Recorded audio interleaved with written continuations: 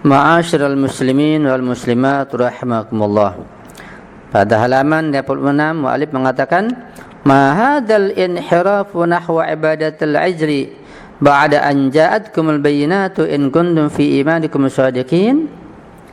Mengapa harus terjadi penyimpangan semacam ini, yaitu menyembah anak sapi, setelah datang pada kalian bukti-bukti yang nyata, mukjizat-mukjizat yang sangat jelas dari seorang rasul, jika kalian betul-betul beriman, iman yang sungguh-sungguh. Fil ayati salisati yatrahul Qur'an wasiqata idanatin ukhra wa yashir ila mas'alati misaqi Jabalit Tur wa yaqul.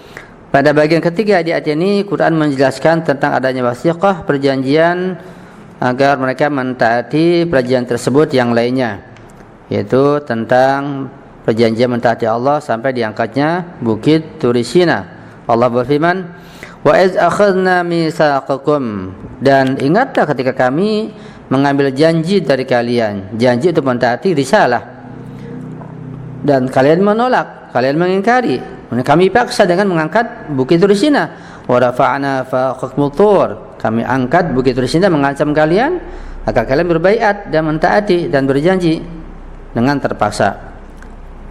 Khudhu ma atainakum, ambillah, peganglah kuat-kuat, amalkanlah kuat-kuat apa yang telah kami sampaikan kepada kalian, biquwwah, dengan kekuatan iman, dengan kekuatan keikhlasan. Wasma'u, dan dengarkanlah. Apa kata mereka? Qalu sami'na wa asayna, iya kami mendengarkan itu semuanya, kami tahu, kami dengar, tapi wa asayna, kami mengingkari, kami bermaksiat. Ya, ini ketegilan kaum Yahudi sampai sekarang. Kaum Zionis begitu watak mereka. Wa ma kana isyanuhum illa 'anil ghimasi fi hubbid dunya alladhi tumathilu fi hubbi ajlis samiri az-zahabi. Ya. Dan pembangkangan serta maksiat mereka itu tiada lain selain karena mereka itu tenggelam dalam syahwat mereka, dalam cinta dunia, yang merupakan direfleksikan pada cinta anak sapi buatan Musa Samiri. Anak sapi ini dibuat dari emas.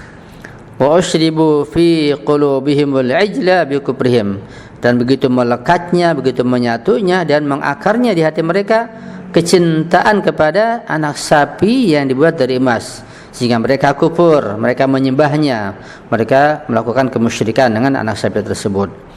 Walidza nasallaha azza wa jalla, karena cinta pada materi itulah mereka lupa kepada Allah subhanahu wa ta'ala. Kaifa yastami'u al-imanu billahi ma'a qatl anbiya'ihi wa ibadatil ajri wa naqdil ahudi wal mawathiq al-ilahiyyatil mu'akkadah. Mana mungkin akan berkumpul, akan terhimpun antara keimanan dengan beriman kepada Allah. Mana mungkin bisa terhimpun, bisa berkumpul antara iman kepada Allah dengan membunuh para nabi, menyembah anak sapi, melanggar berbagai perjanjian dari Allah. Ya, itu enggak mungkin. Ketika imannya sungguh-sungguh pasti tidak akan membunuh nabi, pasti dia akan menyembah anak sapi, dan pasti dia akan melanggar perjanjian yang Allah turunkan lewat Nabi Musa dan Nabi Muhammad. Qul bi sama ya'murukum bihi imanukum in kuntum shadiqin. Ya, betapa buruknya yang diperintahkan oleh iman kalian, ya, jika kalian betul-betul orang yang beriman secara hakiki. Jadi terungkap bahwa mereka ini imannya bukan iman yang hakiki. Begitulah bahwa iman seseorang hakiki atau tidak akan terungkap ketika diuji. Ya, ketika mendapat fitnah, mendapat ujian, mendapat cobaan, apapun bentuknya, akan di sana bisa dibuktikan keimanan seseorang. Betul-betul imannya ikhlas, murni, kuat ataukah tidak. Ketika belum diuji, tentu belum bisa dikatakan imannya itu kuat, imannya itu murni. Dengan setelah diuji baru diketahui bahwa iman seorang itu kuat atau tidak. Ya. Di sini perlu kita renungkan tentang bagaimana kaum Bani Israel tergelincir sampai kepada kemusyrikan, karena mereka mengikuti hawa nafsu tentunya, dan karena mereka itu memiliki sifat hasud atau kedengkian yang sangat mendalam dan fanatik buta. Begitulah sifat fanatik itu akan membutakan seseorang. Fanatik ketika fanatik terhadap suku, terhadap kelompok sendiri, terhadap mazhab sendiri misalnya, itu akan membutakan seorang daripada kebenaran.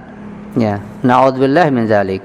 Seseorang yang sangat fanatik pada mazhab tertentu, menganggap mazhabnya paling benar, ajarannya paling benar, sektenya paling kuat, akan menutup untuk mengkaji mazhab-mazhab aliran-aliran yang lain.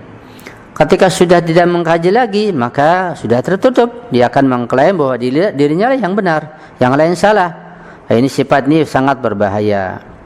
Dalam Islam begitu pula, dalam agama apapun begitu pula, bahwa sifat fanatik pada mazhab tertentu akan menutup dan membutakan hati seseorang.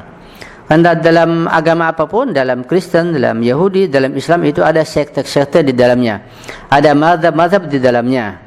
Tidak terkecuali agama Islam, ada sekte-sekte di dalamnya. Itu ada ahli sunnah, ada wahabiyah, ada syiah juga macam-macam, ahli sunnah macam-macam. Bahkan yang lebih parah lagi, ketika seseorang ta'assub atau fanatik kepada gurunya, kepada kiainya, kepada ulamanya. Ya, kalau fanatik kepada seorang nabi atau pada imam ma'sum yang betul-betul dikenal dan ketahui, itu seharusnya seperti itu. Ya, kita harus fanatik kepada Rasulullah yang dengan Al-Qur'annya, dengan hadisnya yang benar, yang kuat. Ya, kita pegang kuat-kuat, kita fanatik. Kita tidak menerima yang bukan dari Rasulullah atau yang tidak sesuai dengan ajaran Rasulullah.